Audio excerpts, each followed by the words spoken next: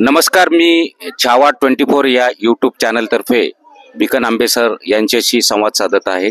त्यांनी जिल्हा क्रीडा संकुल संभाजीनगर येथे एक आगळीवेगळी अशी आंबे खाण्याची स्पर्धा ठेवलेली आहे। तर मी आंबे सरांना विनंती करतो की याबद्दल आम्हाला माहिती द्या।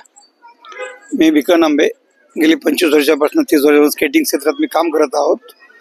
आज आगळीवेगळी स्पर्धा म्हणजे आंबे खाण्याची स्पर्धा। आंबे तर सर्व आपण घरी सगळेच खातो आंबे, पण आंबे खाण्याची पद्धत आपण जे चिरून आंबे खातो, कापून देत आहेत मुलांना आई वडील, तसं न भरता इकडे आंबे चोखून खायचे, आपल्याला स्वतः पिळून घ्यायचे, धुवून घ्यायचे, पिळून खायचे, कोई पण त्याची पुसून घ्यायची एकदम।